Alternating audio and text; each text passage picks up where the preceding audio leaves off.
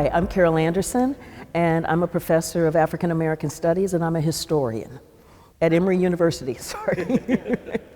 I'm Coley Glasgow. I'm a dental hygienist, and I've been working 30 years.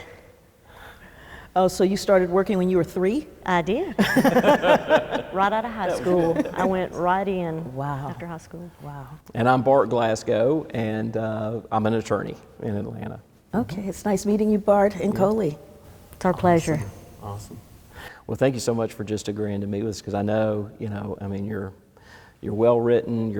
You've got lots of. I know you've been called on many different venues to give your expertise. So I'm just appreciative. We're both appreciative that you took the time to come and talk and answer questions that we may have on the issue of critical race theory being taught in schools, or just critical race theory. So, one of the first questions I had, because honestly I think that our society's gotten to a point to where most news shows, it's just you put up a protagonist and an antagonist and it's just back and forth.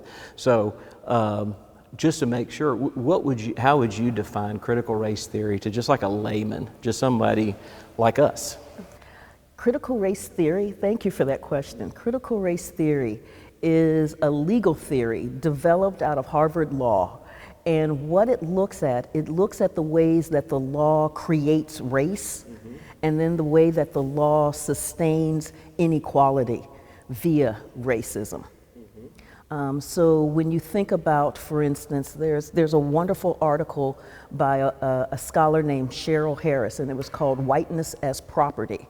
And what she looked at there was the way that whites would sue in court if the press identified them as Negro, identified them as black. And they were like, this is an assault on my identity, this is an assault.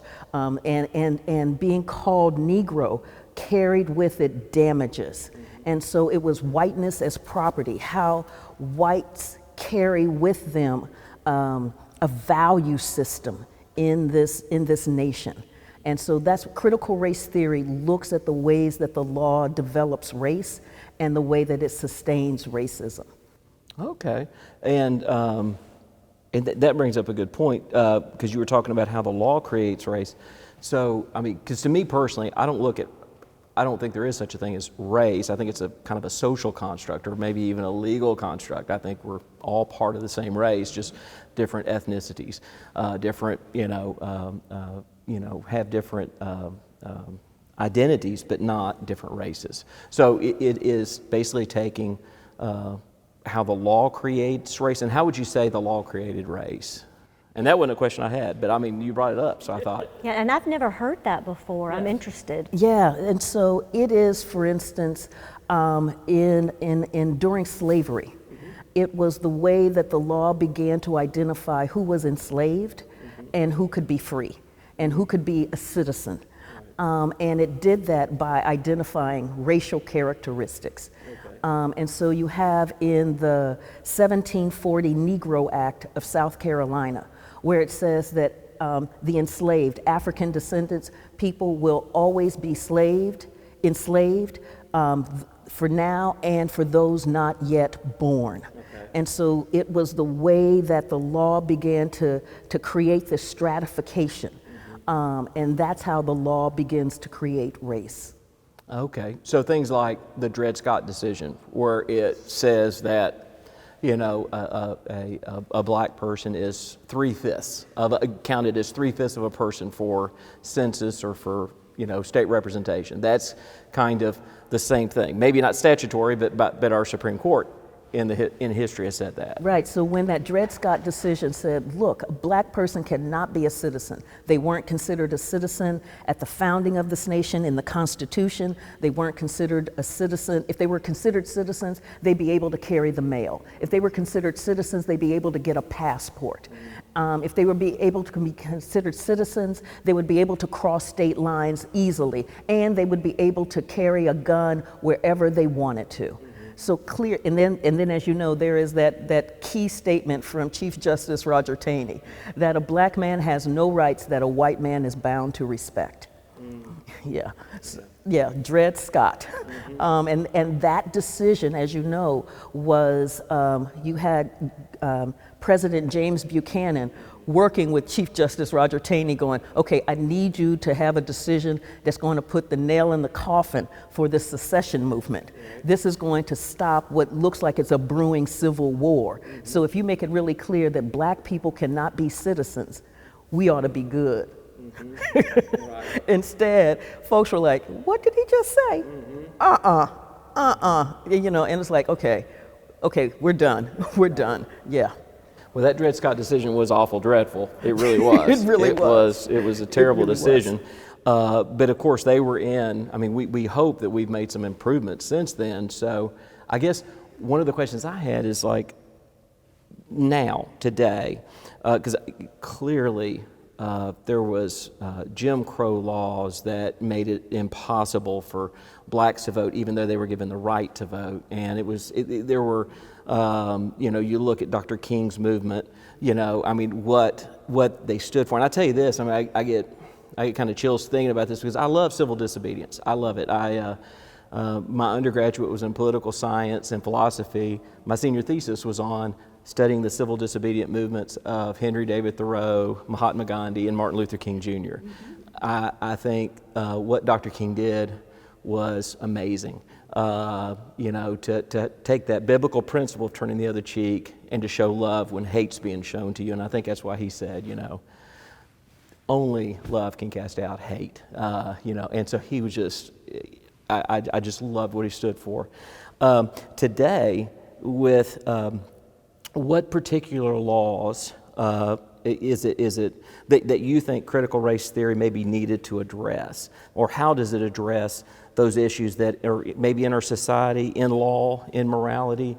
I don't see the express racism like we would see with Jim Crow laws. Right. I mean, those are, with the Dred Scott decision, that's just express. That's just clear to everybody. What are the laws now that you feel like that critical race theory addresses and why it's important? I love that. Thank you. So one of the things that I talked about in my book, White Rage, was undoing the civil rights movement. Mm-hmm. How do you take on those incredible accomplishments of the civil rights movement? The Civil Rights Act of 1964, the Voting Rights Act of 1965. And you do it by what Ian Haney Lopez, a professor, calls dog whistle politics, where you talk about law and order, you talk about welfare queens, and you cast that in terms of, you racialize it, so that crime is seen as a black thing. This is what black people do. They are inherently criminal. And it's language that we had in the 1740 Negro Act, and it comes through in our laws dealing, for instance, that led to mass incarceration, where you had the disparities in sentencing for having cocaine and for having crack.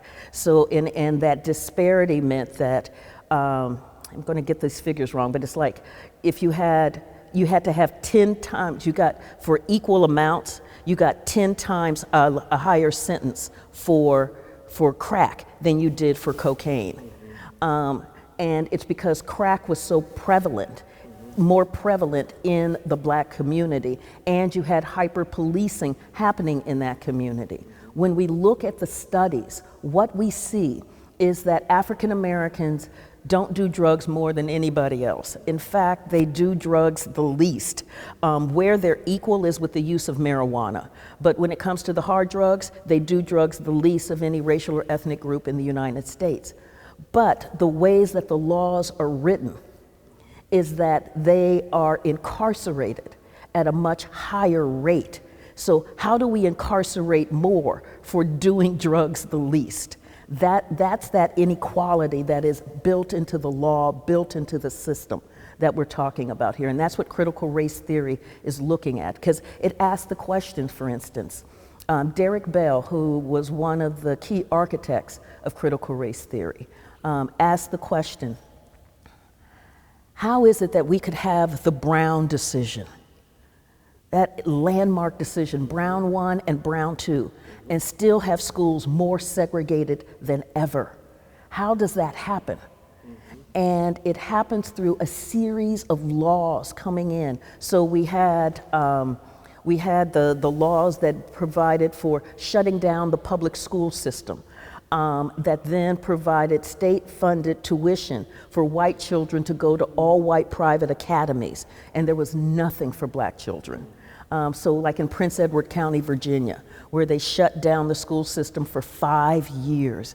Imagine being in the 5th grade and your school system shuts down and it doesn't open up again until you're in the 10th. Imagine everything that you've lost. And by that time, then the laws that came into being dealt with providing opportunities for white parents to be able to have the choice to move their child out of that school if it was threatened with desegregation. So when you're asking about how do these laws work, that's how they work. They work through the criminal justice system. They don't have to say, let me back up. Even the Jim Crow laws dealing with voting, because of the 15th Amendment that says the state shall not abridge the right to vote on account of race, color, or previous condition of servitude. So Mississippi, you know I was going to Mississippi, didn't you?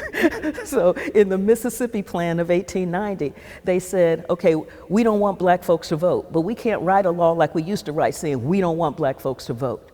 So what are we going to do? We're going to use the legacies of slavery and make those legacies the access to the ballot box. And that way, it looks like it's fine. It's open to anybody who can read. It's open to anybody who can read and anybody who can pay the poll tax. And so it doesn't deal with the fact that you had African Americans who were killed because they dared to learn how to read. And it doesn't deal with the fact that you have unequal funding of black schools, so that those schools were shutting down. They weren't even open for most of the school year, and most of them didn't go. Some of them didn't go beyond the 5th or 6th grade. And so to require then that they read a section of the Constitution, like they had a Harvard law degree, and then interpret it to the liking of the registrar. And so you get the Williams decision of 1898 that basically says the poll tax and the literacy test do not violate the 15th Amendment because everybody has to pay and everybody has to read. And so that way you can deny African Americans access by using the kinds of societally created characteristics for those people, for them, and use those characteristics as the access to the ballot box. And so that's what happened with the poll tax and the literacy test. And it's what we're dealing with now as we're looking at these battles over voting that also look race neutral on its surface, but looking at the characteristics of inequality that have been born over centuries of this nation's history. Yeah, and I want to get to that. That's one of the questions that would be great to go to. But I want you to chime in whenever. You brought up schools and you brought up desegregation and integration, and and there was a recent story about an Atlanta public school whose principal decided that in whatever grade level, and I tell you as an attorney, all of them are allegations until it's actually proven, but it seems to be that the principal thought it was a good idea to segregate classes on the basis of color. There were, I think, 2 black classes and 4 white classes. And I think it was a black parent who discovered that and was very taken back and thought, why would you do this? And because she wanted her child moved to another teacher's room, she didn't know anything about it. And from what I understand, the administrator said it wouldn't work because she'd be by herself. She would not be, because that's a white class. And it kind of took me back. If it's true, it took me back to because my understanding is the principal that runs the school is himself black. And I just trying to figure out how would critical race theory condone that, endorse that in any way, or would there be some kind of a reasoning why it might benefit both? I can't see one, but I just thought I'd bring it up and ask. No, critical race theory wouldn't be able to to engage with that. Critical race theory really is looking at the law and the way the law is shaped, and the way that the law constructs race and perpetuates racism. And it's a legal theory that is taught in law school. It's not taught in K through 12. So the way that it would look at that system, no, I don't see it.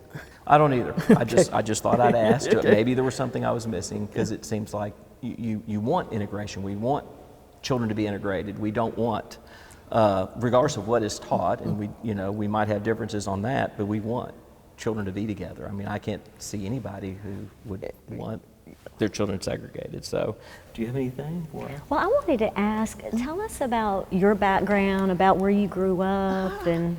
Yes, I am very Midwest. My father was career military. Daddy served for 20 years in the Army, fought in World War II and in Korea. And when he got out, we moved to Columbus, Ohio, because he wanted my brother to go to the Ohio State University. I gotcha. And I ended up, where I got my sensibility from was watching my neighborhood turn into the hood. Watching how we had a neighborhood of honest, hard-working, God-fearing folk who were doing everything that they were supposed to do, and watching that neighborhood crumble despite them doing everything that they're supposed to do, and seeing my father fight tooth and nail for that community, fighting the city. When are you going to come pick up the trash? Basic municipal services that just weren't happening. When are you going to cut the grass on this city lot? It's overgrown. Rats are in there. When are you going to do your job? And seeing the pushback from there, the ways that that community was then defined as pathological instead of honest, hardworking, God-fearing folk who are doing everything that they can in order to raise their kids, in order to keep their homes up, in order to have a safe neighborhood, and getting absolutely no support for that. So that's where my sense of justice comes in. And we always had books in the home. Daddy, we were the only family on the block that had the World Book Encyclopedia. Yep. We had that too. Right. And I was a voracious reader, right? Just going through and reading, A to Z always. And so the love of learning came through there. And also when I was in utero, my father was like, "You're going to college." So I knew I was going to college. In my elementary school was virtually all black. My junior high school was all black. My high school, I was bused, and they didn't want us there. And you could feel it, and it was the lack of support that happened in that space. When I said, I'm signing up for classes, I'm going to take the college prep track because Daddy told me I'm going to college. and my guidance counselor said, "No, you're going to make a great secretary." And I said, "No, I'm going to college." And she said, "No, you're going to make a great secretary. That's why I can take shorthand." But what I would do is I would check myself out of study hall and go sit in on those college prep classes because I knew I was going to college. And then they figured out what I was doing and told me I couldn't do that anymore. And I said, "Why not?" And they said, "Well, the school board won't allow it." I said, "The school board won't allow me to get educated?" Because I was that child. Praise God you did. Yeah. Praise God. Yeah, and I think about how many others of me ran into that buzzsaw but didn't have the father behind them going, "You're going to college." And I came out the womb hard-headed anyway. We all are. And so it was that really helped shape who I am, and also being raised in the church with a very strong sense of right and wrong, and knowing that what I'm looking at is wrong. Yeah. Wow. Sounds like your dad was an awesome man. Daddy was amazing. Yeah. Daddy was amazing. That is awesome. I mean, he probably sacrificed a lot for his kids. Ooh. So. Did he take you to the woodshed too? Oh. My dad We both been to did. I mean, we've both been to the woodshed several times. Yeah. Yes. Oh yes. That was really mommy's job. Okay. Yes. Yep. Yeah. It's something. You know, when you're talking about schools and where you went to, and in the high school that you're bused into, and you were really the minority there, and how you were treated. I would tell you that Coley and I got married when I was 19. She was 18. She just graduated. We were babies. Yep, we were. We went to college together. My parents believed we were both raised in the faith in Christian homes, and they were strong believers in the leave and cleave principle. So when they paid for my first year of college, but when we got married, we were on our own. Oh, yep, you that's are right. you are now on your own, and but Coley went to actually two HBCUs in Nashville. Went to Tennessee State University and Meharry Medical College. Wow. And it was just the wonderful. And I'll let her tell you about it, because the whole experience was. But I was married. We were married, and she would talk to me about it. And it was, other than maybe two instances where somebody had kind of, gotten upset that she was even there, which we figure every family's got somebody who is, for whatever reason. But I'll let her tell you about it. And, TSU and Meharry had a joint dental hygiene program. Meharry has the dental program. And so most of our classes were at Tennessee State. We did travel to Meharry, and I mean, we got really close with our classmates.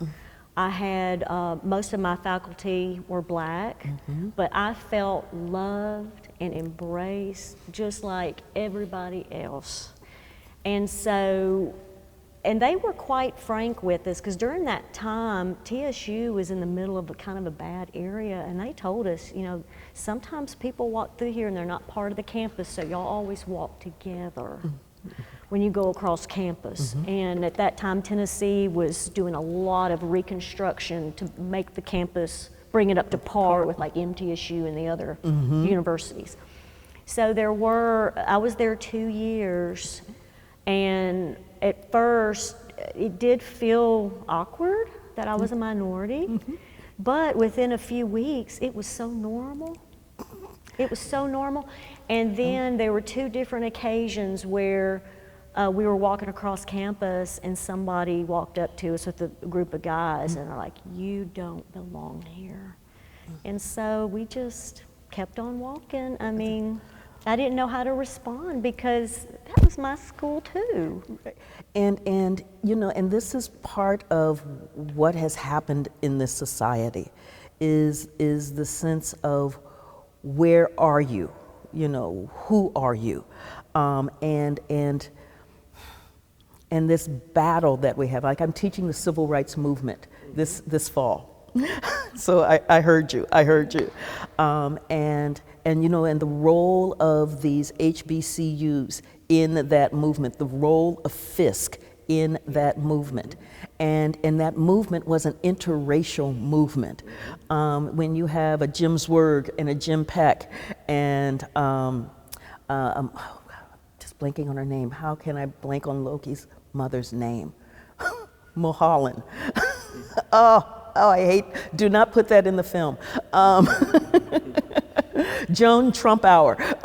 Yes, when you have that happening and you see the kind of backlash, so like during the Freedom Rides, when Joan's mother wrote down to the warden at Parchman, a prison where they had been put for daring to ride on the wrong side of the bus. And he was like, if you just knew how to raise your white daughter the way she was supposed to be raised, you wouldn't be having these problems. there is so much policing of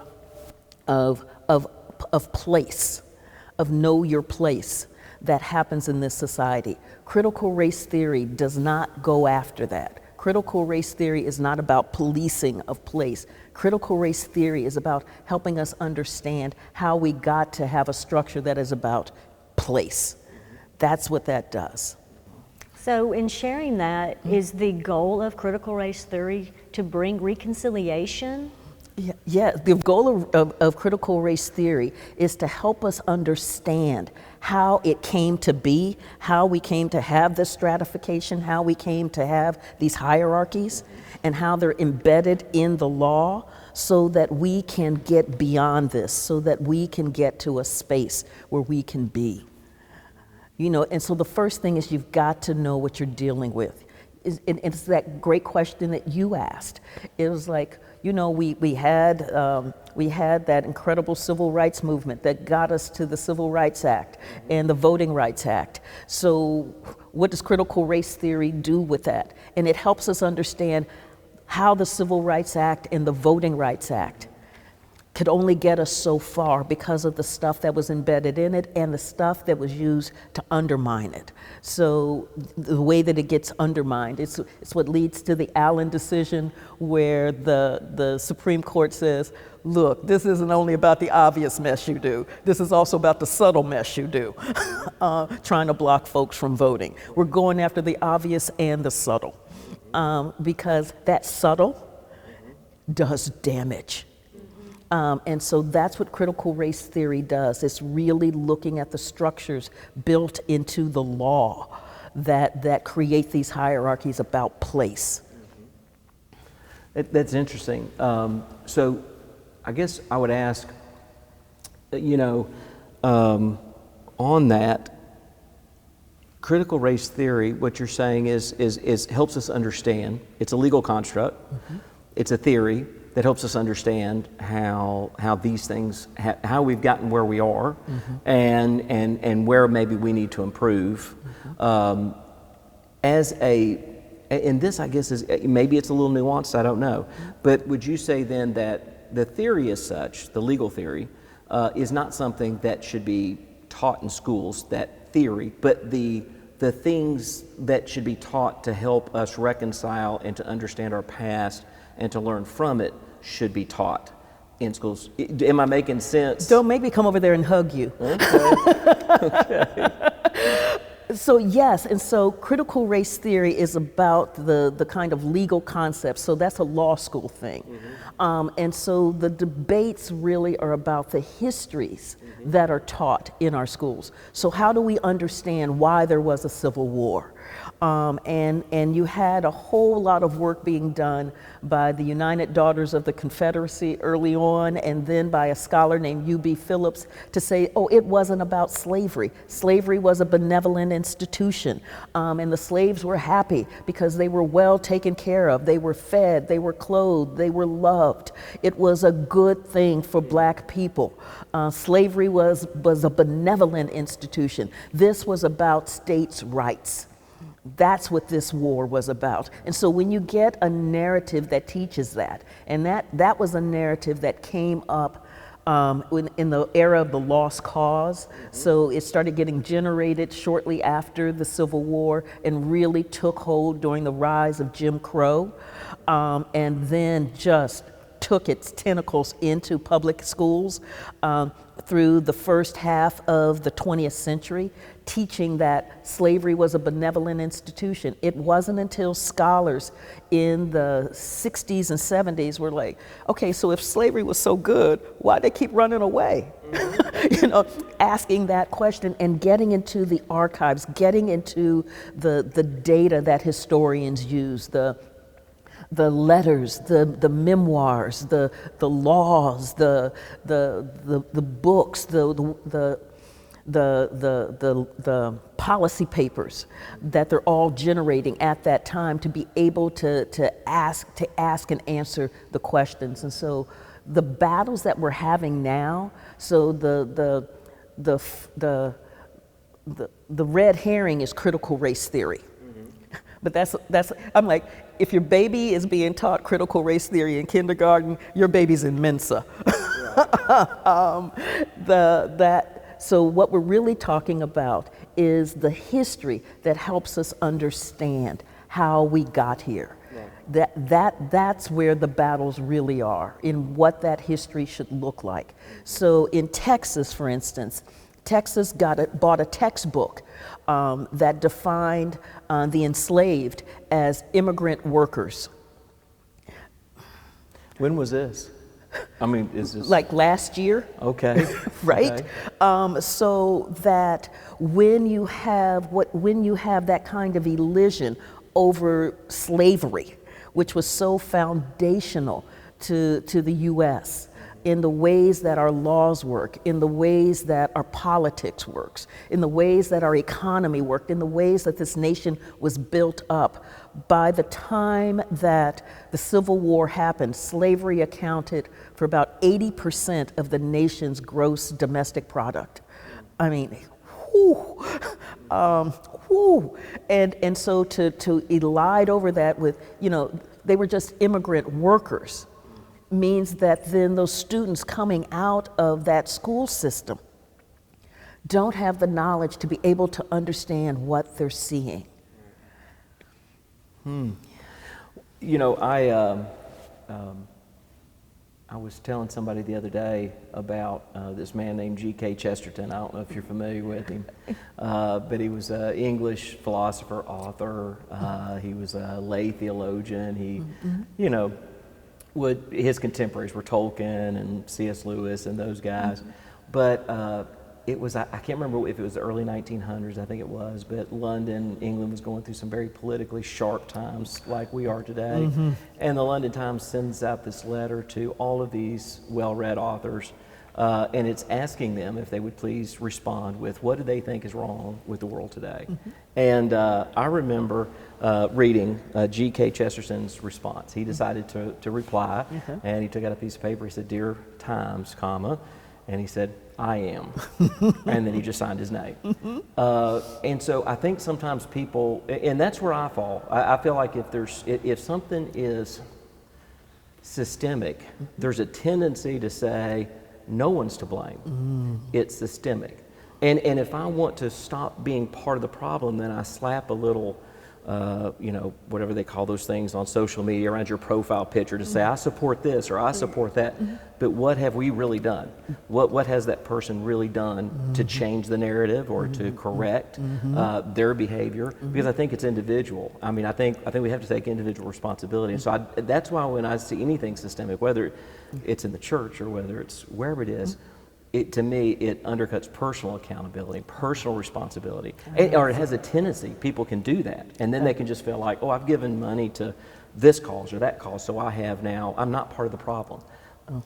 Does that make sense? I see exactly what you're saying, and so I think part of what happens is that it's not one or the other, that we have to recognize the system that we're in that creates these hierarchies, that creates these inequalities, and then we also have to recognize the role of personal responsibility in making good choices, and that we don't abdicate responsibility on either one, because those individual choices help sustain or disrupt and dismantle that systemic inequality.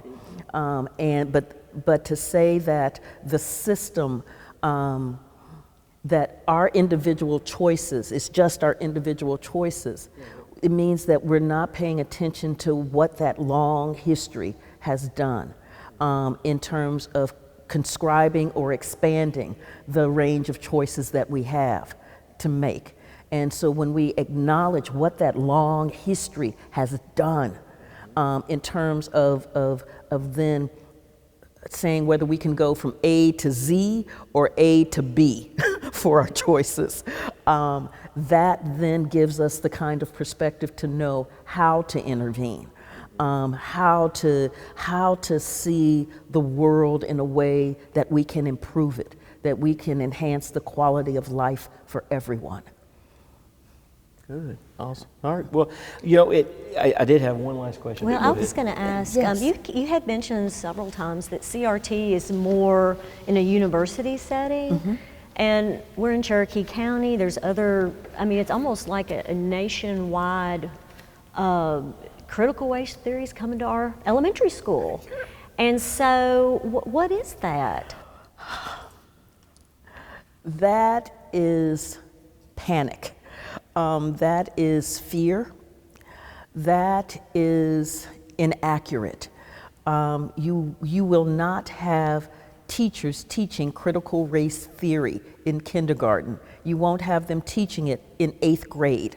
You won't have them teaching it in high school. It really is a legal theory that has, they barely teach it in terms of undergraduate. It really is a law school thing. So what that is also dealing with, one of the triggers for this was the 1619 Project. Okay, Yes, I've heard about that. That, and I've got to tell you, I'm in it. I'm in the book that's coming out in November. And the 1619 Project says we have to look at the role of slavery in the United States, in shaping the United States. And the pushback to that was Donald Trump's 1776 commission that said we've got to have a patriotic history. We've got to have a history that, talks about how wonderful and how exceptional and how great the United States is. And that sounds great, but what it doesn't do is to take into account that this is a nation that had slavery. This is a nation that removed indigenous people off of the land. This is a nation that also said we hold these truths to be self-evident. And one of the things that I talk about consistently is that in this nation, our battles have been on that aspirational plane. That's where our battles have been. And if we don't take into account that we had these systemic inequalities from our founding, then we don't understand what these battles are and how incredible this democracy is. So think about this. The Civil War, when 80% of your GDP is tied up in slavery, and you go to war, and it ends slavery, wow. But we can't tell that tale if we're not telling the tale about the role of slavery in the United States, in shaping our politics, in shaping our economy, in shaping our vision of who is a citizen, who is not a citizen. And it's that aspirational plane. We hold these truths to be self-evident that gives us a Martin Luther King fighting for democracy in the middle of the 20th century after the US has helped to defeat Nazis. And so there's this fear that talking about teaching slavery, teaching the removal of the indigenous people, that what that will do is that it will make our students feel ashamed. It will make our students feel embarrassed. Because when we're teaching that, we're also teaching about the strengths of the American people to fight for democracy. That the will, the resilience to fight, to imagine what real freedom looks like, and to really go for it.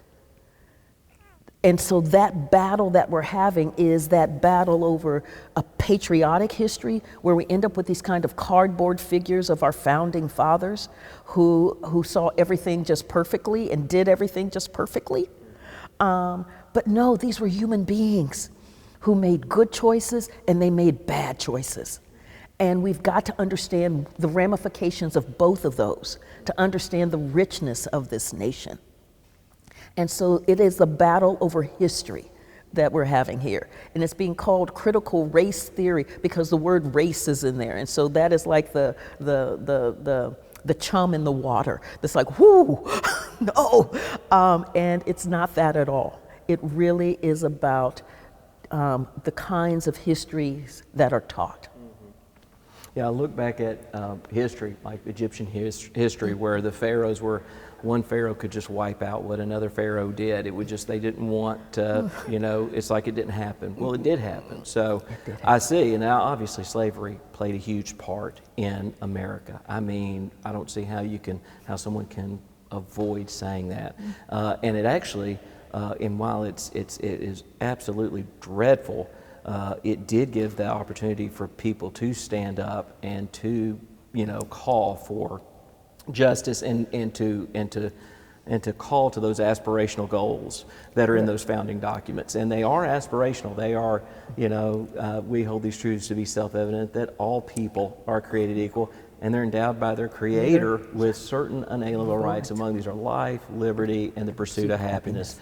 And to me, it is, that's aspirational. But when it was written and when it was ratified, it was not realized. And so we have to continue going on, because then you have Dred Scott. How can you say Dred Scott can comport with that? It can't. It was a beautiful, I mean, you know, one of the things I love doing, and I've been going back to it more and more, but, you know, Rousseau, who wrote The Social Contract, you know, he starts that with that famous line, you know, man is born free and he is everywhere in chains. Sometimes those chains are, you don't see them, but they're still chains. So we have progressed. You know, we have Dred Scott was overruled eventually. Yes. You know, Brown versus Board of Education 1 and 2 took care of the separate but equal. We got a little closer to those aspirational goals, and Dr. King led the movement. We got close to those aspirational goals. It's just I see us getting so divided, and I hate it. I hate it that we can't have this kind of dialogue, because I mean, I'm conservative. I am very conservative, but I believe so strongly in those rights that are given to us, not by our government, not by the state, but by God. And that means that actually everyone in the world has them, not just Americans. We just realize them. They were self-evident to the authors. So what I guess what you're talking about is that, just to try to see if I understand it right, critical race theory is not something being taught, wouldn't be taught. It's something that points out that we need to teach realistically what occurred in our history, the good and the bad, so that we know to learn from the good and model it, and to learn from the bad and stay away from it. Yes. Okay. Yes. So it is the way, for instance, that the Brown decision. Right, so after the Brown decision, Brown won, and then you get the Supreme Court with Brown 2 with all deliberate speed. And that was 55. In 56, we get the Southern Manifesto.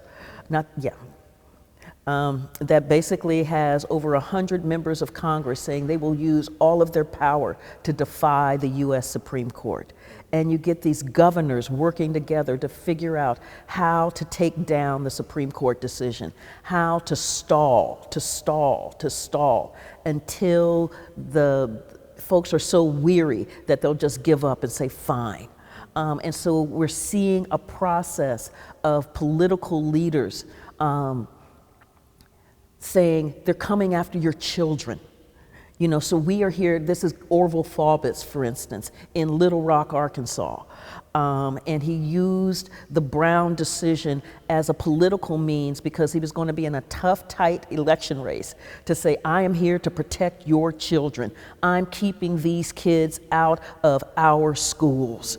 And these were 9 honor students who wanted to go to Central High in Little Rock, Arkansas. And he calls out the National Guard to keep them out of that school. And it became a political mechanism to gin up hate, to gin up dissent, when in fact Little Rock, prior to that time, had been what they called a moderate southern city. so that they didn't have any problems desegregating the buses like they had in Montgomery. It was like, oh, it's no big deal. Okay, fine. You know, and it was actually the school board that had worked out this integration plan and had it where the 9 students who were the honor students would be going to Central High. They had it all worked out. Nobody was up in arms. And then you had political leadership coming in and seeing that there was gold in them there hills, and really stoked the flame. So much so that, you know, you saw the National Guard come in. And then President Eisenhower calls Orville Faubus to the White House going, look, son. And Orville's like, yeah, okay. And then he goes back and he reneges on the deal. And Eisenhower, being a general, it's like, you know, you gave me your word. And instead what you see is the same kind of violence that Faubus said was not going to happen. And so and that led then, because there was also in this international context, because the US, you cannot be the Jim Crow leader of the free world. The Soviets were having a field day with this, You know, you're reading through Pravda, and they're talking about, look, they're trying to bayonet poor poor Negro children who are just trying to get an education. I mean, and so Eisenhower calls in the National Guard and has them escort these children through. Then you have Orville Faubus shut down the public school system in Little Rock after that year. And then the state provided funding for white children to go to all white private academies so that they could continue their education, and there was nothing for black children.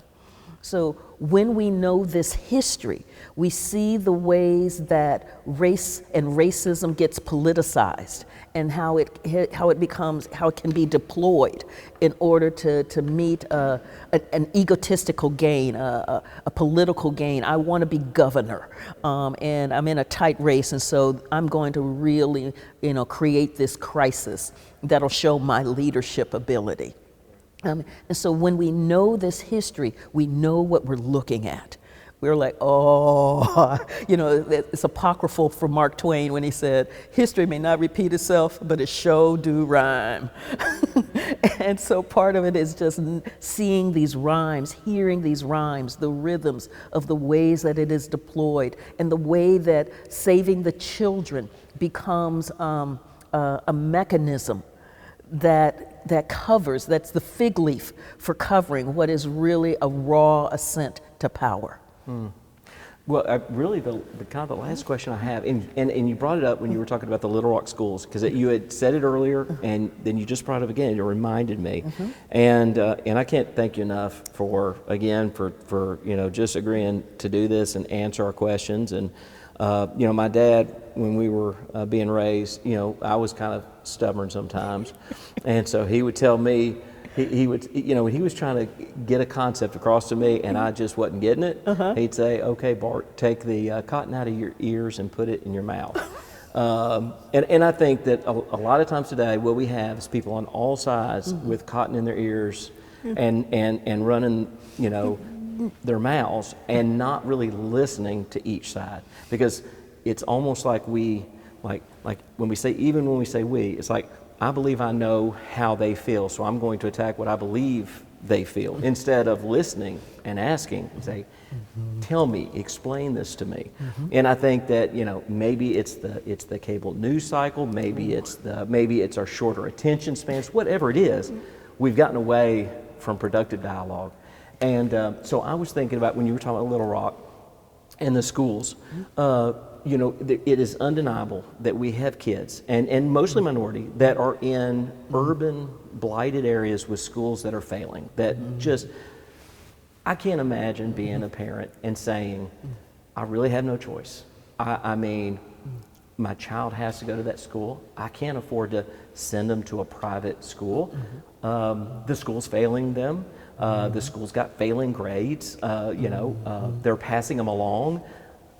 I just cannot understand. I could not, being that parent would just be so tough every day, every morning. Yes, Lord. And so, you know, I for one, and unless like I said, I listen to all information. We listen to information. We are not, you know, we would rather be catalysts than just, you know, we're never going to change. But what do you think about school voucher systems for places like that where the parents really have no choice? The kids aren't really allowed to reach their full potential, but they don't have the money to put their kids in any other school. I mean, for the alternatives of a charter school or something like that. And I am a firm believer in public schools, public education. Vouchers have not proven to be the answer. When I was in Ohio, and you know, when I was in Ohio, the Cleveland Public Schools, Lord, had a 27% graduation rate. Wow. And the mayor, the governor at the time, set up a voucher system for the Cleveland Public Schools. Except that where the bulk, there are like 80,000 students in that school system, there were only 5,000 vouchers available. And the bulk of those vouchers went to students who were already in private schools. And so the history, and so you also look at what happened in Detroit. Detroit schools, you know the long history of Detroit public schools from the Milliken decision. And so the Detroit public schools have been in trouble for years. And you had then basically a move to create a wave of charter schools in Detroit. And the result has been that they weren't any better in terms of educating the students. And so we have to ask ourselves, why? Why? There's something that we know what we need to do. Why aren't we doing it?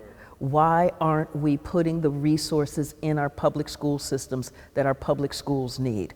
Why aren't we putting the support structures around teachers so that they can fly with these students? Why aren't we doing that? And I think part of that is, I think part of it is the way that we ended up, when we talk about how did we get here, we ended up with a twin pincer motion in terms of Supreme Court decisions on Brown. One of those twin pincers was the Rodriguez decision, am I getting this right? Coming out of San Antonio. Right before the Milliken decision that dealt with the terms of equal funding. And so you had a school district, the Edgewood School District, I believe it was, the Edgewood neighborhood in San Antonio that was overwhelmingly Mexican and African American. And they were charging themselves at the highest rate possible by law in terms of property taxes, and were only able to generate something like $23 per head for student.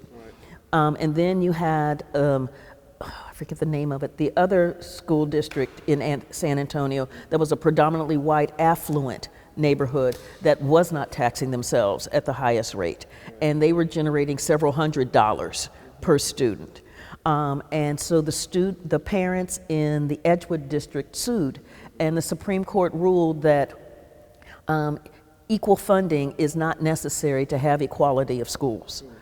And so you take that decision, and then you take the Milliken decision, where they tried to deal with issues of racial balance in the Detroit public schools by incorporating the suburbs. And the Supreme Court ruled the suburbs didn't create this problem, they can't be part of the solution. You're going to have to figure out how to do integration all in Detroit itself.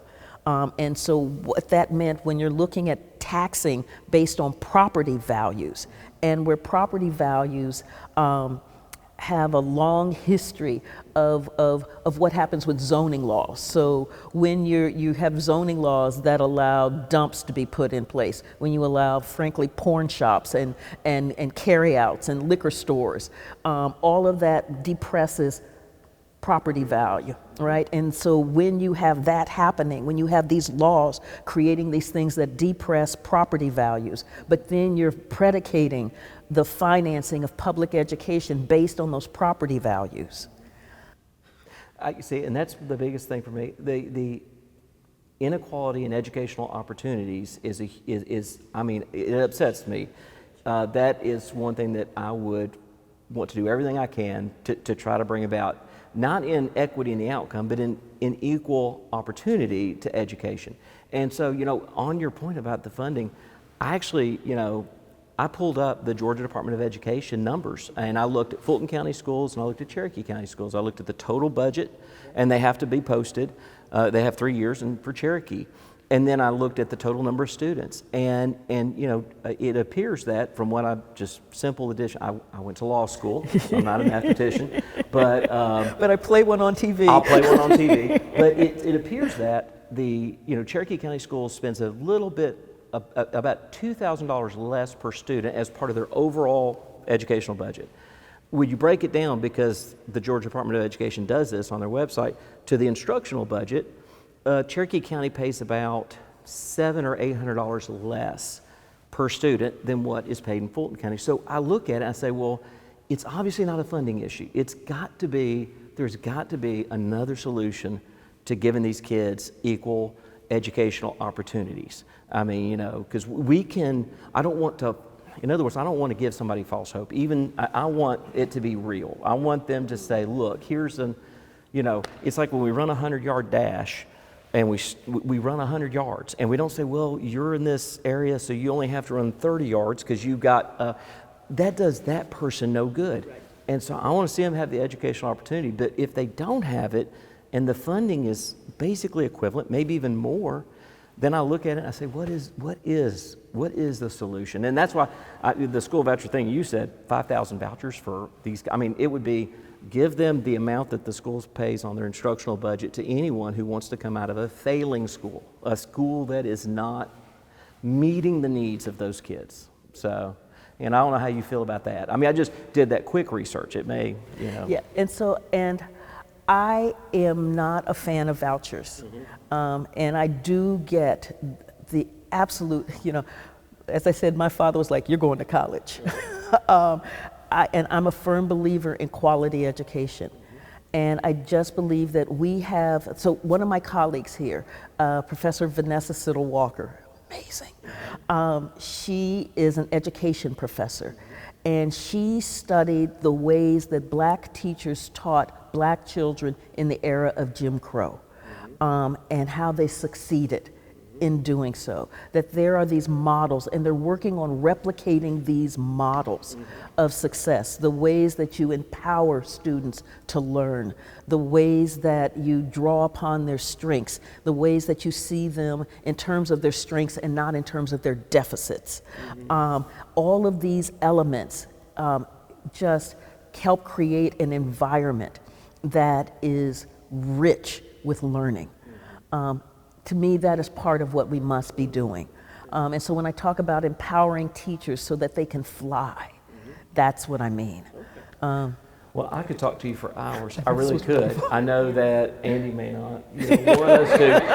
And I know eventually the school's going to need their library back. But I really, and I hope that it flips the narrative, because Coley and I have always been about reaching out to people with diverse and even adverse opinions, because that's the only way we grow, is if we're vulnerable enough to talk. And if your positions are not strong enough that can withstand questions and answers and productive dialogue and debate, then you have to question why you're holding them. Preach. So, yeah. Yes. So I'm all, Yes. I really appreciate you spending the time. Like I said, I honestly could go on and talk for hours with you and listen and listen to what you say about your thoughts, because listening is not dangerous. But we all must come, I believe, principled understanding where for me, faith is huge. So, I look at it, and I tell you what I love, and whether this makes it on the tape or not, I love the way that Tony Evans talks about people who don't think that races can come together. And he says it's like oil and water. He's like, you put oil and water in a bowl and you mix it up, and he's like, oil and water will never come together. He said, but I love sandwiches. And he says, and I love mayonnaise on my sandwich. And he said, you know what you do? He said, if you'll take an egg and put it in with the oil and water and whip it up, it emulsifies the water and the oil. And guess what? They both come together and they make something brand new. And it tastes delicious. And he's like, and it doesn't mean that the water's any less water than what it was, or the oil's any less oil than what it was, but the egg brings them together. To me, my faith is that egg. It is bringing people together and reconciling. I think that's really I think that's the true way for us to really be reconciled. Nothing can be forced. It has to be. We're dealing with the heart issue. So that's, I appreciate all of your insights, and thank you for sharing with us. And thank you so much for being here and asking these wonderful questions and engaging in this great conversation. Thank you. I love it.